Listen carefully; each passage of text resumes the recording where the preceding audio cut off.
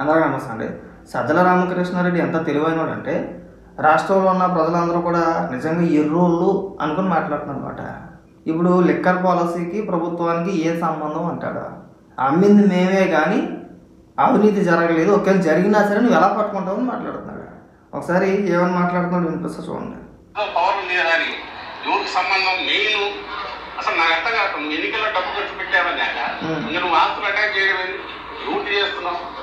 ఏ రకంగా గవర్నమెంట్ కు సంబంధం అది ఒక కార్పొరేషన్ కు సంబంధించి డీల్ చేసిన దాంట్లో గవర్నమెంట్ ఎక్కడ ఎంటర్ అవుతుంది? పాలసీ ఫ్రేమింగ్ లో ఎంటర్ అవుతుంది. పాలసీ చేంజ్ చేస్తే ఎంటర్ అవుతుంది.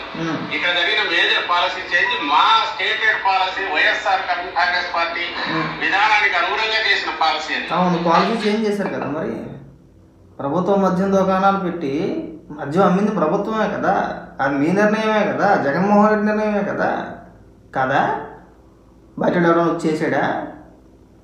అరే పాలసీ మార్చింది మీరు, లేదు మేమే అమ్మేస్తామన్నారు, దశల వారీగా మద్యపాన నిషేధం అన్నారు, రాష్ట్రంలో లేకుండా చేస్తామని చెప్పేసి అని అన్నారు. చివరికి మద్యంలో దోచేశారు, మద్యాన్ని అడ్డం పెట్టుకుని వేల కోట్ల రూపాయలు దోచేశారు. ఇవాళ దొరికేసింది కాబట్టి మాకు సంబంధం ఏంటి? పైగా ఇక్కడ దరిద్రం ఏంటంటే వీళ్ళ పాలసీకి ప్రజా ఆమోదం ఉందంట. ఇంకా మాట్లాడుతూ వినిపిస్తా చూడండి. ఇక్కడ జనం నుంచి కూడా యాక్సెప్టెన్స్ ఉంది. అబ్బో నువ్వు దాన్ని తీసుకొని మోకాలు పట్టదలకు మూడు చేసి మూడో దానికి ఏదో విన్ చేస్తే మిగిలిన దానికి గవర్నమెంట్కి ఏం సంబంధం? ఒకవేళ ఎక్కడైనా ఏదైనా జరిగితే గవర్నమెంట్కి ఏం సంబంధం? నువ్వు ఏ రకంగా ప్రూవ్ చేస్తావు అక్కడ? ఏ రకంగా ప్రూవ్ చేయాలో వాళ్ళకి తెలుసు. ఏ రకంగా చేస్తారనేది చూస్తా ఉండు. ఆ విచారణలో కదా ఎంతమంది బయటకు వచ్చారు.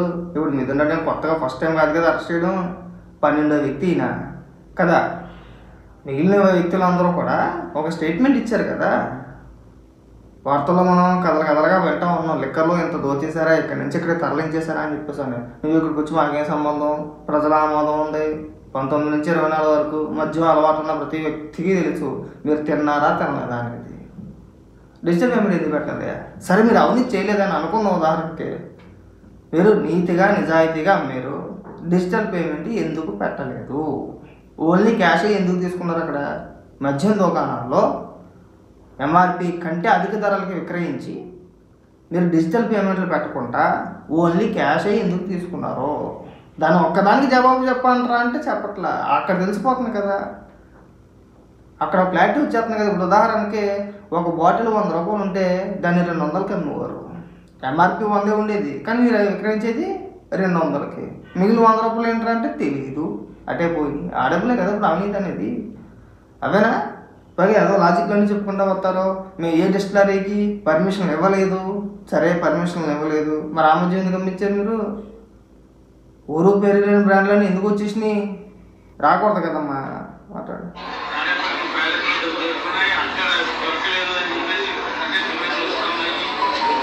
మళ్ళీ అదే అడుగుతున్నారు మీరు. కథ రాయడానికి ఆడేపల్లి ప్యాలెస్ అనొచ్చు, ఇంకోటి వాళ్ళకి ఏదైనా రాయొచ్చు. దాని మీద ఈ కథను 2 రోజులు 3 రోజులు 10 మంది చేత అదే చెప్పించి అనుకున్న ఈ ఎల్లో మీడియా కానీ లేదా ఆయన తయారు చేసుకుని ఫ్యాక్టరీ లాగా ఫేక్ ఫ్యాక్టరీలు తయారు చేసుకుని యూట్యూబ్ ఛానల్స్ ద్వారా కానీ లేదా మనమే మాట్లాడాలి. మీరు ఏ రోజైనా సరే సాక్షిలో నిజం రాశారు, అక్కడ దాకా వద్దని. నిన్న రోజా ఇష్యూ ఎప్పుడో బండారు సత్యనారాయణ గారు మాట్లాడినప్పుడు స్పందించారు. రోజా, రాధిక గారు, రమ్యకృష్ణ గారు, ఖుష్బు కావచ్చు, నవనీత్ గారు కావచ్చు, అప్పుడు స్పందించారు కదా. అప్పుడు మన వార్తలో రాసుకున్నాం, మన సాక్షి పేపర్లో రాసుకున్నాం. దాన్ని మళ్ళీ ఫ్రెష్గా నిన్న ఖండించినట్టు అక్కడ బండారు సత్యనారాయణ గారి పేరు తీసేసి గాలి భానుప్రకాష్ పేరు తగిలించేసి ఉన్నట్టుగా రాసేసారు. వాళ్ళు స్పందించరా? మీరు ఫేక్ అని చెప్పేసి మీరు ఇక్కడ మాట్లాడారు.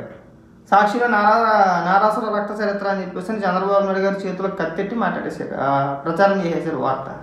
పింకిడేమని అన్నారు. అబద్ధానికి నిలువెత్తు రూపం మీరంతా కూడా. మీరు ఇక్కడికి వచ్చి డ్రామాలు ఆడుతుంటే మాకేం సంబంధం, మీకు కాకుండా ఇంకెవరికి సంబంధం? గత 5 ఏళ్ళు అధికారంలో ఉన్నది మీరే కదా. పాలసీని చేంజ్ చేశారు కదా. పాలసీని చేంజ్ చేసి డైరెక్ట్గా ప్రభుత్వమే మద్యం దుకాణాలు తెరిచి అమ్మేసారు. పైగా ఈ పోటుగలట 15,000 మందికి మేము ఎంప్లాయ్మెంట్ కల్పించాం. మీరు మద్యం దుకాణాల్లో ఎంప్లాయ్మెంట్ కల్పించేశారండి. వీళ్ళు కాస్త సిగ్గుండాలని మాట్లాడడానికి దొరికేసిన తర్వాత కూడా మీరు ఇలాంటి మాటలు మాట్లాడుతుంటే జనం నమ్ముతారా? పైగా జనాల ఆమోదం ఉందంట.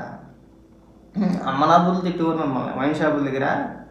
అక్కడే పచ్చి గొర్రెలు ఇట్టి గొర్రెలు ఉన్నాయి. గుర్తుపెట్టుకో సజ్జల, ఇంక ఇలాంటి స్టోరీలు చెప్ప మా ఊరికే దొరికేస్తూ ఉంటావు నువ్వు.